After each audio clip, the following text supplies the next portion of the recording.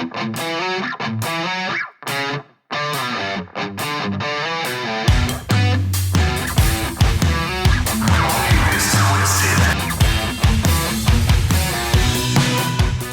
welcome to another show of Don't Get This Twisted. I am Rob, along with my co-host, as always, Tina. How are you doing, Tina? I'm doing good today, Rob. How are you? Oh, I'm peachy keen. You know, getting by. Right? It's starting to get warm. Yes, it's getting very warm. I actually turned on the air conditioners today because it was so hot in the house. Yeah, it was warm today where I am. It was about 90. So it was a bit warm. Yes, it is. Yeah. And how are you today? I'm hanging in there. We got kind of a heavy topic going on today. We're going to be talking about the hardest times that we've experienced in our lives and how we kind of got over them or grew past them or survived them. That's kind of a good way of putting it. Survived. I mean, I guess it's all relative to what you went through, right? I'd agree. Some things are just little speed bumps and you're fine. And some are like really, really bad. And I think you did survive them. So,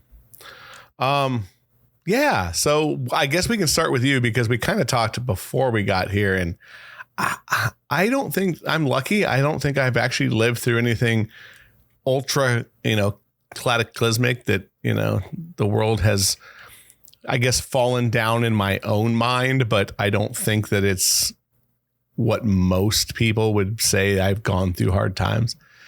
I kind of told you before, right. I had someone that was like, you really haven't gone through anything. How can you talk? My lack of empathy. And I was like, yeah, I'm just lucky, I guess. So we can start with you and I can. That doesn't mean that you didn't experience stuff. You totally did. Yes, but not on levels. I mean, again, it's relative, I guess. Everything's relative to you. That's true. It also has to do with your outlook. Yes. If you feel that it's the end of the world, it's the end of the world. Mm-hmm. If the end of the world to me is not the end of the world to somebody else, it's much, it's easy to look at it like that. So like, I'm okay with that. I get it. I would never say like, oh, you experienced less or you experienced more based on what? It's based on whatever you think is a bad situation, I guess. So, but I think true. we both have had friends that obviously, I would say that we lob each other's issues at each other. And of course, like I might think that, yes, that's super duper serious, but it's really not, so, yeah, let's start with you. Okay. So I was thinking there was a few times in my life that were pretty crappy. The three that come to mind that were really heavy was when I was 5 years old and I had my tonsils out. I died on the operating room table. Had like I don't know what you would call it, but I remember going to the light and having a conversation and dropping back down to my body. I guess I woke up during the surgery and ripped out all the stitches that they just put in. I was bleeding to death. So they had to revive me and it was a shit show. But there was like times like that. Or I remember like a really hard time in my life was like that first heavy breakup, the one that it just lingers and it's horrible and there's fighting and there's all of that. I remember that being a really crappy time in my life too, that I did never want to experience again. But I think the major one, or like the time when I was at my lowest and I really felt like every bit of me was tested, was the year that I turned 40. The year that I turned 40, I was trying to get pregnant. So I was on a bunch of fertility treatments. I was actually on a drug study to try to get pregnant that way. I ended up having a couple of really bad miscarriages. And one of the miscarriages caused me to have a partial hysterectomy because whatever had happened inside of me just kind of annihilated what was supposed to be healthy. So I had to have an emergency hysterectomy the week of my daughter's graduation. And I was very sick and having a hard time even walking up the bleachers to see her graduate, which was kind of crazy. And then 3 days before the surgery, she ran away. So I didn't know where she was when I was going through the surgery. Wow. I did it. Actually, she hasn't lived with me since that time. So 3 days before my hysterectomy, she ran away, and she's been gone since. And life with her is pretty much very minimal. We don't have much of a relationship to this day. So I had the hysterectomy. 29 days after that, I walked into my parents' house to find my mom dead at the kitchen table. And I couldn't remember how to get into my cell phone to call for help because my brain just wasn't working. So I had to sit there for like a half hour and just stare at her and figure out like, how the hell am I going to call people for help? So that was a huge thing that had gone on. And then after that, my house was robbed. And all of the jewelry that was that I had gotten from my mom and my grandmother's that was inherited to me was taken, along with like some guns and money and different things like that. So that went on, and then the dog had gotten into the house, and my mom had given me a kitten right after surgery. And the dog got a hold of the cat and killed the cat in front of me. It died in my arms. So like during that, and Jesus my Christ. Best friend at the time had to also have a hysterectomy because she had some issues with her body. And so she was my support and I was hers. And here we're both down at the same time going through like probably the worst time of our lives. That was for me at the end of all those things happening. I couldn't pick myself up. I couldn't find happy. I couldn't find a place where I felt safe, especially because of the house being robbed. And right after that, my husband had to go to another country for work. So I felt like I was so unstable and he couldn't even be there. And I didn't feel safe in the house. I was the one that found our house robbed. It was weird because I didn't go in the house right away. I sat in the car for probably about a half hour or so. And I just didn't want to go in. Well, I don't know if maybe somebody was in when I got here and it was an intuition thing, or if I don't know, just I didn't go in. So during that time, I felt like I have been the most broken that I felt like I'd ever even seen anybody or heard of anybody being. And I remember sitting at the kitchen table just crying, and my dad was sitting there and he had no idea what to say, no idea what to do. They were all on like suicide watch. And I don't know, it took a while. I would say it took about 4 years to get like to where I was like in a good place, like where I found my happy and I could smile and I could like kind of get through the things that I was going through. It was that year sucked the worst out of any other time in my whole life. I am sure. It sounds just like it was just a domino effect of nonsense and bullshit. It was. It totally was. Like, fuck, man. And it's like the way you're making it sound, and again, probably in the order that it was, it just seems like, someone was piling on. It was like, Jesus, could you stop at some point? It was weird because my friends were like, what's going to happen? What next? Like, what could possibly happen next? And I was like, would you shut the fuck up? I don't want anybody asking what's next. There is no more what's next. I've hit my limit, and it was devastating. After all that, not hard to understand why.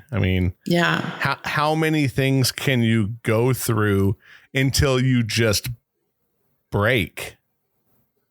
You know what I mean? Like literally, I don't know. You're broken. I don't know. I don't know if it was if I was broken or if my life as I knew it was broken. I really don't know how to gauge that, because through everything that I went through, I felt that I was freed from a lot of things, but the damage was also really done in other ways, and it affected my relationship with my soon to be ex. It was just a really hard time, and I don't think anybody knew what to say. You know, they were like, damn, Tina's gone through. I mean, they would sit with me and just watch me, like waiting for, you know, how's she going to do this, or is she going to make it, or. Yeah, probably waiting for you to just break down more. I mean, because you like I said, you get to a point where you just stop caring. Mm-hmm. You know what I mean? Where you're like, okay, this happened. Okay, I understand. Then this happened. It's like, okay, well, I guess this is just the way it is, and you know, I'll be okay. And then, you know, the next time something happens, you're like, okay, fuck this. Like, I can't. Like, it's just, you start wondering, like, you know, it's just not fair. No, you know what I mean? And again, life isn't fair. And I understand that, but it's like when it's over and over and over and over and over, you just get to the point where you either give up and you're like, yeah, I'm not doing anything anymore. Yeah. Or you literally just say, fuck it. And you stop caring and you're like, yeah, whatever happens, happens. And I'm just going to keep going on. That's what I do. Yeah. I end up just going, yeah, fuck it. I basically, excuse me, because of my health, my friends are like, don't worry about your daughter. She's old enough. Let her handle her own shit. She's 18. She's going to go where she wants to. And there's nothing you could do about it. You're sick right now. You're having a lot of problems right now. And now your mom died. So now you have to like, you can't, I couldn't, I didn't mourn the miscarriages that I had. I didn't get to mourn the hysterectomy or the ability to not have children. I did mourn my mom's death because that was right there in front of all of us. We all went through that. But a lot of things I just kind of put in a big ball and like put it on the side. Like I couldn't look at any one thing because it was so monumental in its force with, you know, my life and what was going on. So I think for like the first 4 years, I just kind of survived. I wasn't really taking care of myself, was definitely emotionally eating. It just was trying to find my way through all the muck. My ex found it impossible to console me. There was nothing he could say, nothing he could do. I remember when the cat was like the final thing. That was the last of a long list of things that had happened. And he was outside with the dog for like hours. And he was pissed at the dog. He chastised the dog, you know, did whatever he did. Yeah. I was in the house crying and was pretty much inconsolable. My dad had to come here from his house to see if I was okay. And he sat there and just watched me cry because at this point, he's like, Buck, I don't even know what to do for you. My best friend was here. She just watched me cry. She cried with me for weeks. And I just somehow, some way just found a way to put it aside and move past it. And again, not really deal with it. There's a lot, as I'm talking now, the tears are running down. And so there was a lot of things that didn't get, I don't know if I want to say fixed, mourned, dealt with. I mean, I couldn't, I didn't have it in me. So I just had to survive. And then it took a long time, but I remember the start of getting back to normal, or like what made me start finding happy was one of my friends had found a couple of kittens that were literally just 3, maybe 4 days old, and she wanted to keep one, and she asked me if I wanted to keep one, and I needed something that made me happy. So I took in this little tiny midget cat and had to bottle feed it and take it with me everywhere. I have pictures of it sitting in my glove compartment as we took it to El Paso with us because we went on vacation, my friend and I. So it traveled in my glove compartment of the car, and it stayed in a big tumbler cup. I mean, it was a tiny little thing. Yeah. But it grew up. If you had to bottle feed it for sure. Yeah, it grew up to be a really beautiful cat. And it was funny because on the side of the cat was a big heart. So it was kind of like, that's cool. The cat that put the I don't know, just kind of gave me something to be happy about. And it was funny because the year that my daughter was transitioning out of the house, I'll say, she and I really went through it. There was a lot that was going on, and she was so frustrating for me to try to connect with. I had a hard time because, again, going through the hormones, having the miscarriages, the hysterectomy and everything, there was so much going on in my body. I just wasn't even right. Like my health, my hormones, all fucked up. So when she left on the day that my cousin got married, and we came home from the wedding and saw that all of her crap was gone, except for the things that she wanted to leave to try to like make it a painful, like, wow, she didn't even take this, but she took everything else sort of stuff. Sure. So that went on. And I remember going, wow, she's really pissed off at me, but I kind of feel a little bit of relief. Like I don't have to fight anymore, because I couldn't. At that point, there was no fight in me to have. So I remember feeling relieved and then thinking to myself, wow, what a fucked up mom I was, that I feel some relief that she did leave, because I just couldn't fight anymore. There was no fight in me. So when I got this kitten was my ex's pain in the ass. Like, this cat acted up because it was him. And it felt good. I'm like, oh, now you know what I went through when somebody's constantly bugging you. Like, this cat would get on the table where he would just put a glass of water, and he'd sit on the table, look right at my ex, and my ex would go, don't you dare. And the cat would knock it off the table and then run and get in my lap. So it was wow. Oh, yeah. It was almost like the cat was brought to me to like, okay, I realize you were getting fucked with, so now it's his turn, So he the way he talks about this cat was, the cat saved my soul, but drove him nuts. So yeah, it was meant to, I guess, show you both a different side of life. Yes. And see how frustrating it could be when you have someone constantly just doing what they need to do to piss you off or to frustrate you. Because that's where I was with my teenage daughter. I was like, why is everything so freaking hard?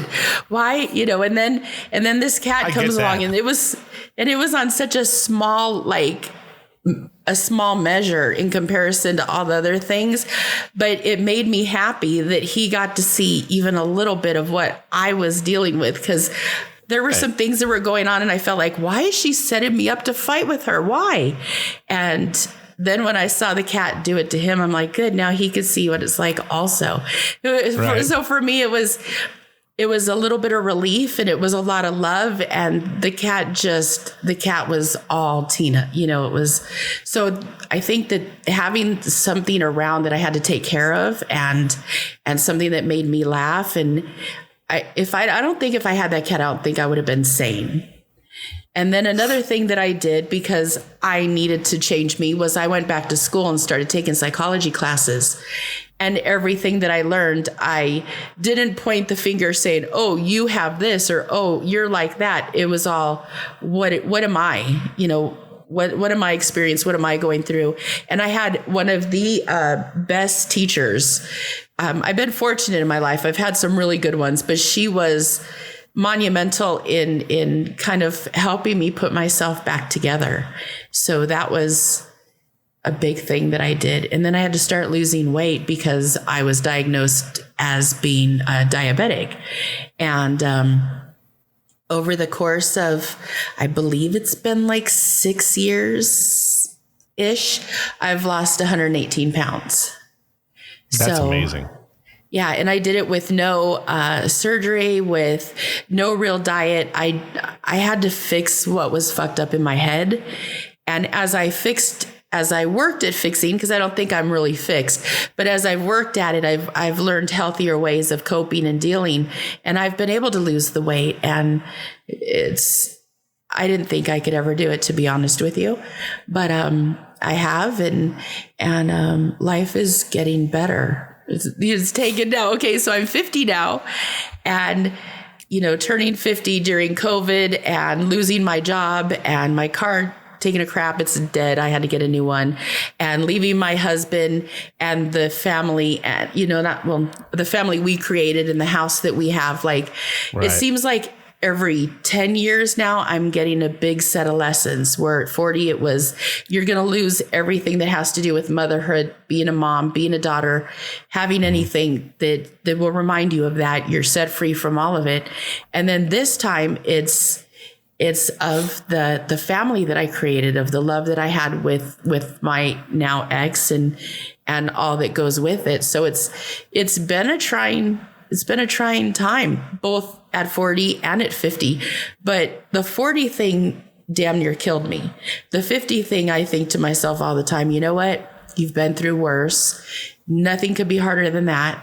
So do what you have to do, and we'll get through this. And that's kind of where I'm at right now. It's just, knowing that I'm strong enough to handle what comes next. Yeah. I mean, what do you think you did, though, that was this, like, was there like a time where you just finally went, okay, I see this is my point of trying to fix it, and I'm going to do this, and this? Or did it just kind of just happen naturally, where you started doing certain things, and then the next thing you know, you're like, oh, all right, like, I actually don't feel horribly shitty? Well, I think the cat was the catalyst. I think that having something to laugh at, something that needed me, something that was on my side, was perfect. I needed him to heal my heart a little bit. Okay. Going to counseling is not what I did. I went to take a bunch of psychology classes, but that started me on working on myself. I started working out, which changed, your brain chemistry so that you can do things, the endorphins and everything that you need to be happy. That helped. Letting go of what I couldn't control was huge. Like, I had to let go of the fact that I wouldn't have a mom that I could call for anything, because I did, even though my mom was really bad in her addiction the last 10 years of her life because of the brain aneurysm. If I called her, she was there. When I went through my hysterectomy, she made sure she was at the hospital, even though she was really bad at that time. She made sure she rallied my friends to take care of me during that time. So I was never left alone. So she did her part, towards the end, to kind of fix the relationship it was kind of mangled. Like, let's face it, when you're dealing with somebody in addiction and you're the one that's got to take responsibility for a lot, it's hard.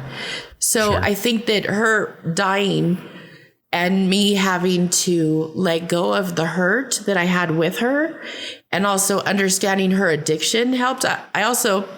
So a year after my mom died, the dog got in and was chasing my other cat. And I had to do the Superman leap onto the dog. And I landed on both of them, but the cat got out from under me. The cat was safe. They got the cat outside. Then we had to get the dog out from under me, because I wasn't getting up until the cat was safe. Right, and right. So when I got up, I had this huge black bruise on my shin, and it was black. I mean, I don't know what I hit it on. but Superman never looks so good doing the dive. Yeah. And Whatever. Right. And I had this huge bruise, and for a week it just was this big black bruise that wasn't getting better. And then something happened. I was at my cousin's birthday party, and my legs started to swell up, and I had to get rushed to the emergency room. And I did an 8-day stint in the hospital, and they thought that the dog bit me or the cat bit me or I got scratched or I had an infectious disease. Like, they had no freaking idea what was going on. And every day they would come in and put the circle around what appeared red on my leg, and it kept growing. So at one point they were talking about amputating my leg, and I was like, oh fuck no. I'm not hobbling out of this world. I'm going with both of my legs. So I checked so during that time they gave me Dilaudid as soon as I got to the hospital for pain, because I said, hey, I can't do morphine. It makes my skin crawl. Can you give me something else? Well, yeah, we talked about this before where you started. They gave me a heavier drug, and I was addicted for the 8 days. So during that time, I understood something that I constantly asked, and that was, why doesn't mom love us enough to stop? Why doesn't she stop her drug using?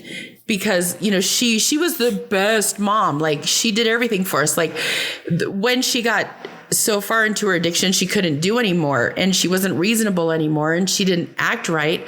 She was a different person. But I always thought, how come she didn't love us enough to stop?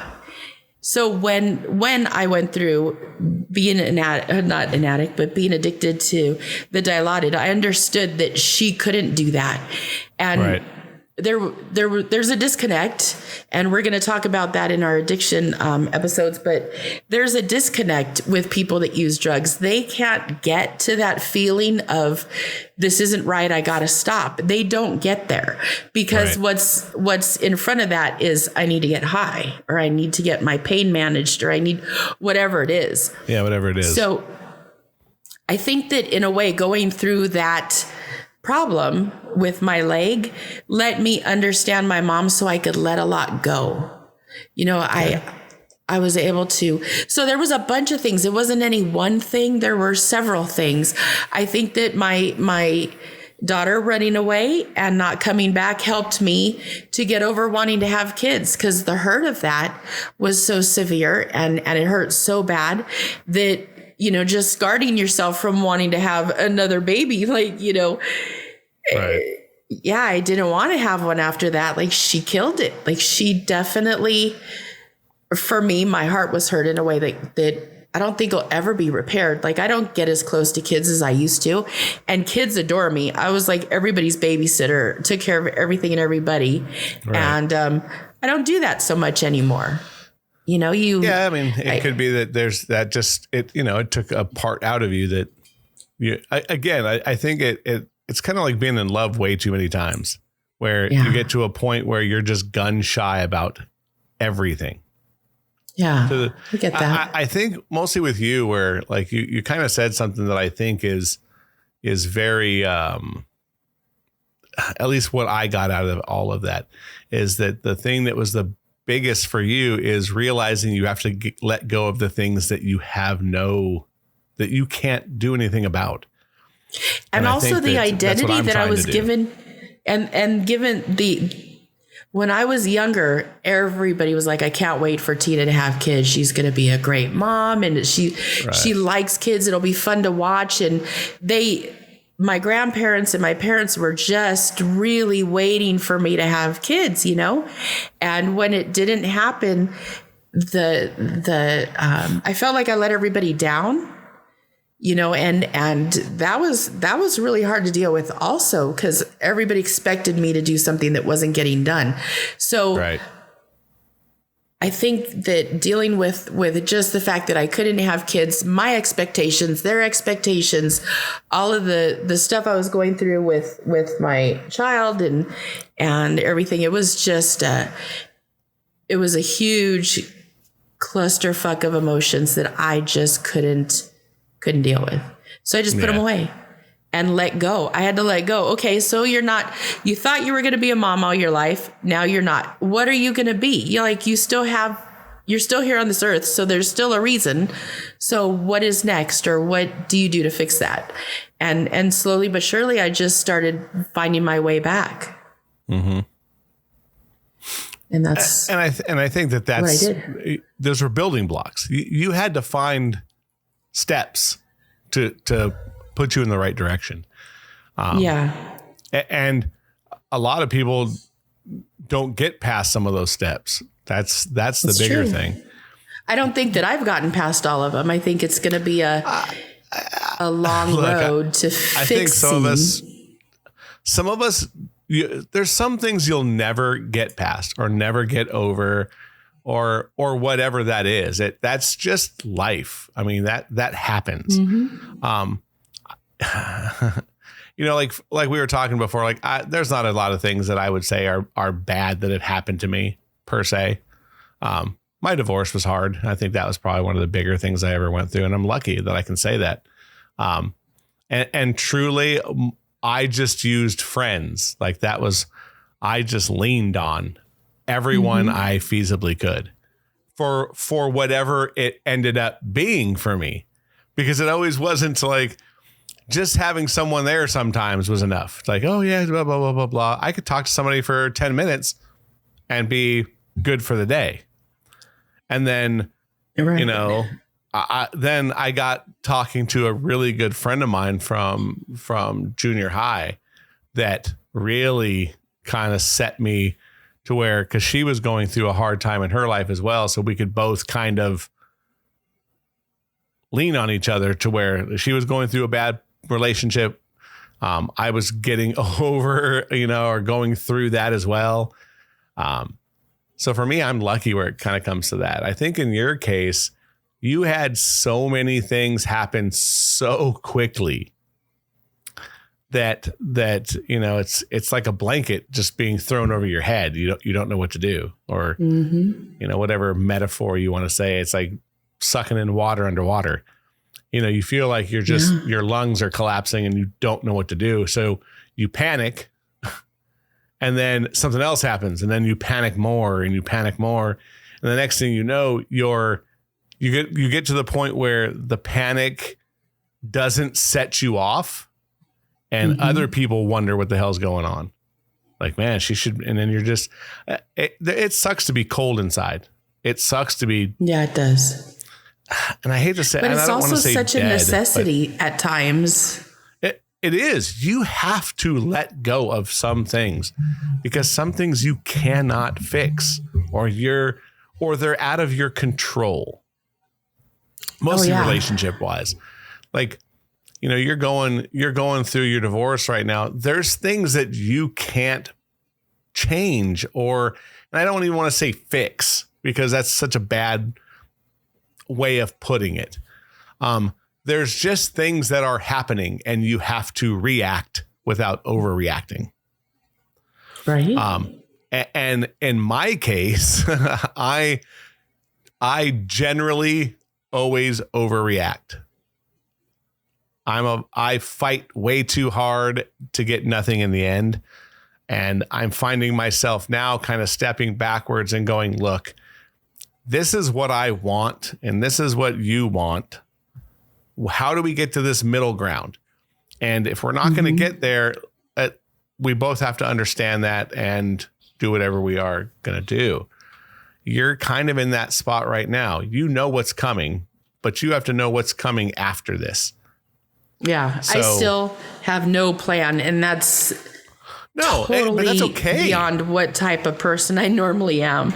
I was telling my friend today, I'm like, I have no idea here. I have no idea. She's like, what next? I don't know. I had no clue for 6 months, 7 months. It's almost 2 years, Rob. No, but I mean, no. I was still going through the divorce though. 7 months later, I kind of went, okay, we went through this discussion, and once we knew, like, okay, this isn't happening anymore. What am I going to do? And that's kind of where I went with, my friend in Las Vegas. I ended up like moving there. And I think that was, out of a lot of different things, but to start over. Mm-hmm. Like I needed something so shocking and to punch myself in the face. But I was also chasing things that I had no business chasing. So, which is a theme from what I understand with me. I like chasing things that I either can't have or shouldn't be. So, I'm trying to do my best not to do that anymore. Like I know what I want, but I can't chase something that doesn't want me. I've learned a long time ago is you cannot beg somebody to love you. You cannot force them to love you. The best thing to do is just stand back and they'll find you. They'll find their way to you. If they're supposed to be there, they're going to be there. And there's nothing you could say. There's nothing you could do that's going to fix that. You just have to agree. Let it go. Fate is a very bizarre thing. Is it not? Fate is very bizarre. So, look, you can't fight a lot of things. It's kind of like what you had to go through. You couldn't fight those things. They happened because they were supposed to happen. And you came out of it strong. Strong and broken. Yeah, look, we're all broken. I don't care what anybody says. You can be the strongest person in the world, even if we all have cracks. I mean, I have it tattooed on me to the point where, look, you have to have a reminder that it's okay that you're a little damaged. It doesn't mean that you're falling apart. Being broken to me doesn't mean you're falling apart, but I have a weird way of looking at it. Look, we all have cracks in us. You just can't fall apart. That's how I look at it. I did fall apart, but you've got to be able to pick yourself up, dust yourself off, and find a way around it. Another thing that I think helped, and I don't give it enough credit, is having the sense of humor that I have. Because after I quit crying, then I started making fun of things that were going on that were so wrong, and it was so inappropriate, and it was something that I'm thankful for every day, that I had friends that were just as sick and twisted as I was, that I could make fun of this stuff and we'll be like, yeah, she's going to be okay. Cause she's starting to come out of it. She's starting to see the humor in it. She's starting to see the life change that was created because of being set free. Just like now, being set free is happening again. Like it's sure. There's going to be nothing that I'm attached to after this, that is going to force me to stay or be something that I'm not. It's gone. Sure. Everything is handled. I think that a lot of people, like we all have that dark side of humor that we try to see. Even shitty things can be funny. You have to laugh at yourself or laugh at things sometimes that are just so overwhelmingly bad.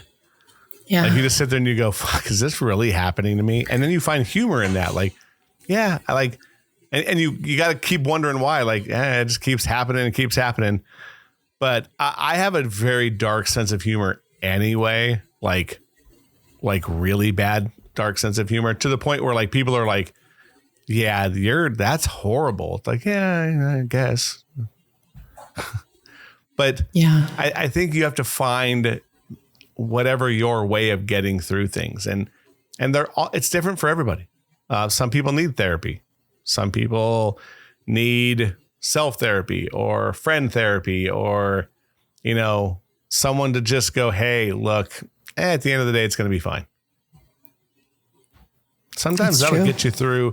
That'll at least get you through a day when you're, at the end of your rope. And look, suicide is a big deal. It happens a lot to a lot of different people. And you can either take your own life or slowly take your own life. Like I said, we're going to talk about addiction. where to me, that's slowly doing it. It's like, to me, that's worse, but I kind of look at things very differently. Yeah, it's, you got to find a way through it. And there's ways of getting through it. In your case, I think you got to the point where, like I said, you let go of the things that you have absolutely no control over. I'm there right now.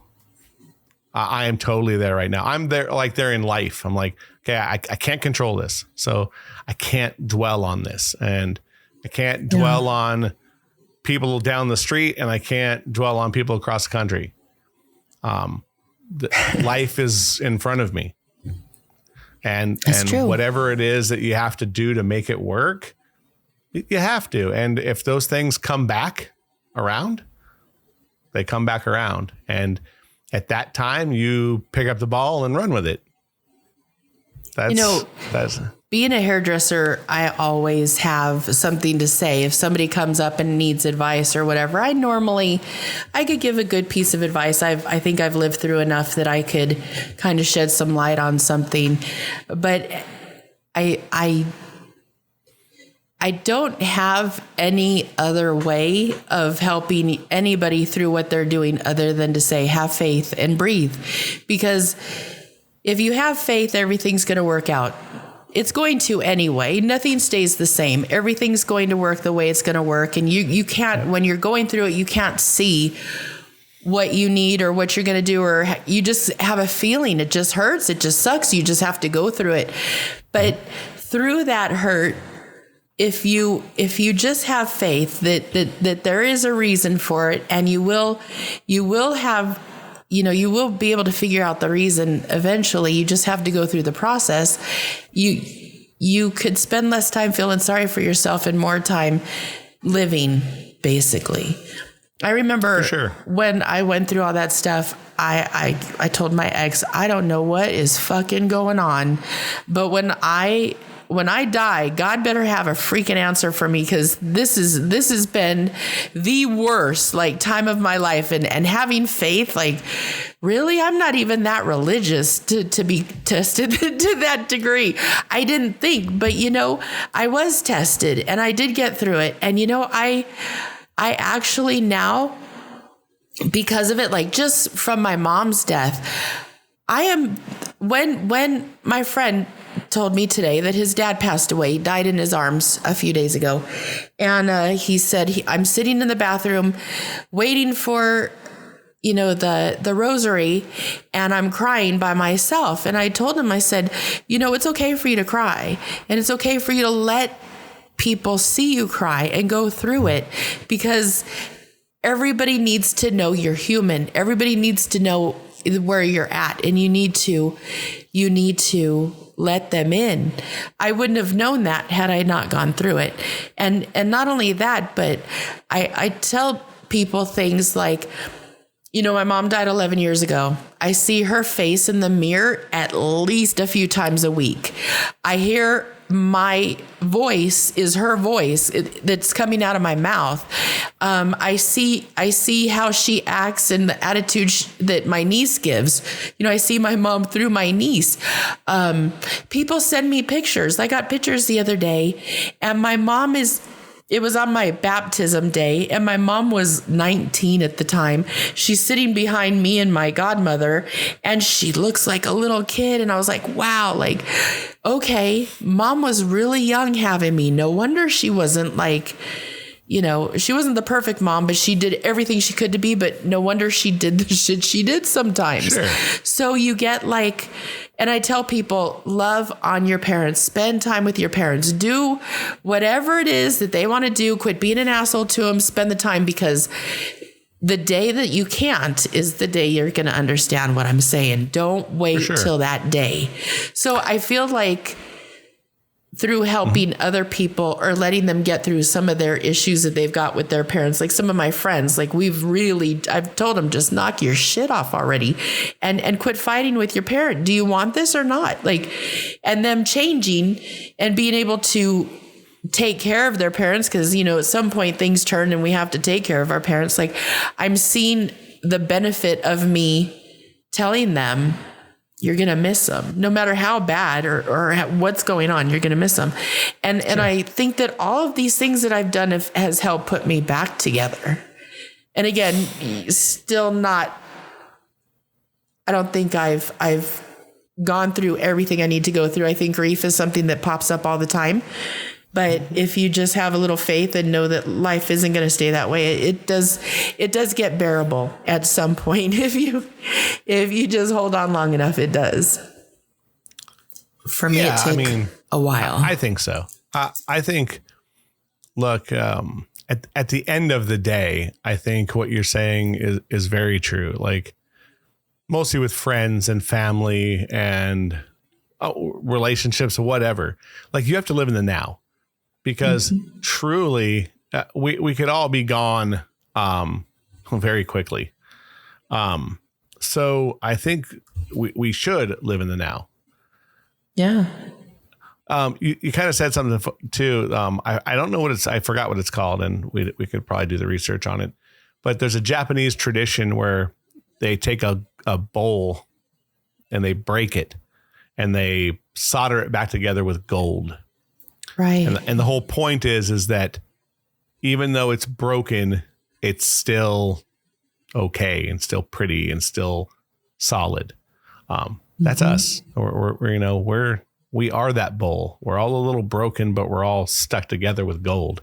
It's just a matter of getting through that every day and realizing, hey, I'm going to be okay. And we are. All of us are going to be okay as long as we live in the now.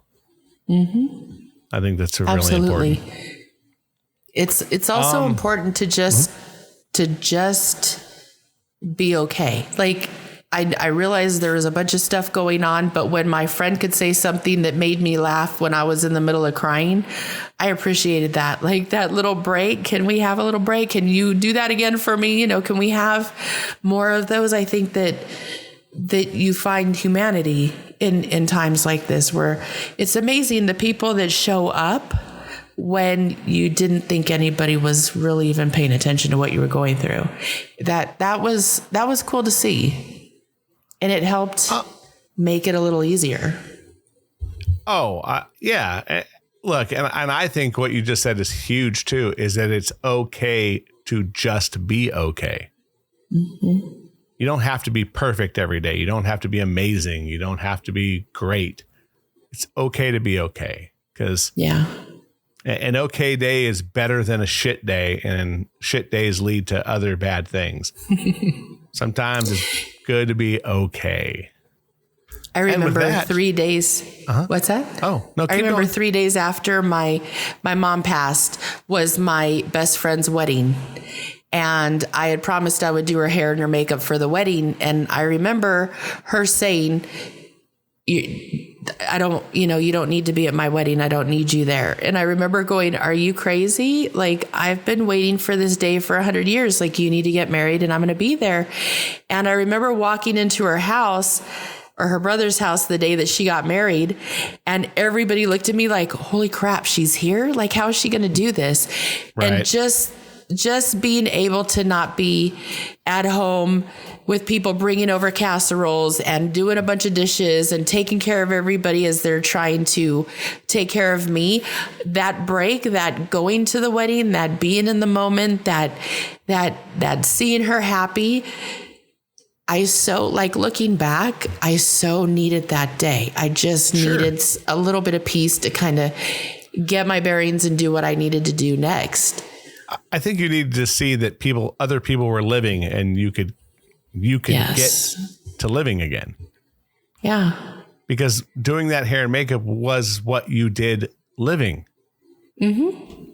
So, look, I get that. Sometimes even in the dire, straits of shit days, when something like that happens, where you just do something that you love to do, or it happens to fall in your lap that you can go do this or that, it makes you feel like, okay, things are all right. And maybe tomorrow they won't be, But today, right now, things are all right. And it's like, I get that. And look, nothing goes away overnight. Nothing. No. Nothing goes away overnight. Sometimes it takes years before that goes away. Or maybe it doesn't ever. Maybe you have to live with whatever damage you've had to acquire and learn to live with it. Correct. I think that there's rooms in our head that are just locked that have all those shitty things in them. We just happen to make sure we get that key and throw it away. Absolutely. Or hold on to it and make sure that no one opens those doors. And if they open, you don't let it tear you down, for sure. Right. And just know things are going to get better at some point. Just have faith in that. Because nothing stays the same. Is that going to be your final word for today? I think my final word would be, you don't know how strong you are until you have to go through that. And so just know you're strong enough, you'll get through it, and try to breathe and do whatever it takes to just get to the next day. That's my final Sounds good. thought. I think that's pretty good. I'm going to end this on a very bad joke I heard, but it's kind of funny because you're Native American. So I'm a teepee and a wigwam. So what am I? That's a good question. I'm 2 tents. That's horrible, Rob. It is. It's horrible, but I got that off a really good show. If you haven't watched Ted Lasso on Apple, it's absolutely amazing. Right on. Okay. I'll check it out. Yeah, it's really good. You want to give them the shticky stick at the end? Yeah, I could totally do that. Let's give it to them. So guys, we are at 39 states now. We're getting there. We're trying to get all 50. We're about 11 shy. Excited about that. We are in 19 countries. We are now in Scotland, which I think is kind of cool because who would have thunk that we would? I know. Who would have thunk? Who would have thunk a lot of shit? But yes, that one's another kind of fun one. So we're in 19 countries. We did. We doubled our week's numbers in a couple days last week, thanks to Big Adrian doing his promoting along with. He's so much fun to have on the show. So that was a really good week, and we want to keep that up, and we want to continue to do more. So please make sure that you find us and you subscribe or you follow or do whatever you got to do.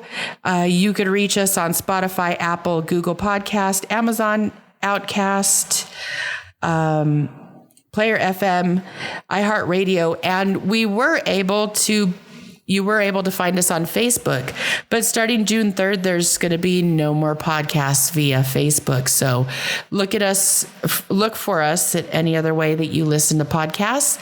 And please feel free to reach out on our Facebook page at DGTTwisted, or Twitter and Instagram. You could reach us at DGTT. Yep. The old podcast. Yes. Please subscribe, share. We're looking for Utah and Louisiana and Alabama and Wyoming and North Dakota, and some of them wins way up north that I don't know. Rhode Island and Vermont.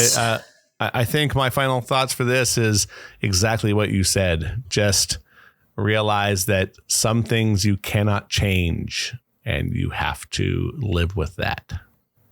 Absolutely.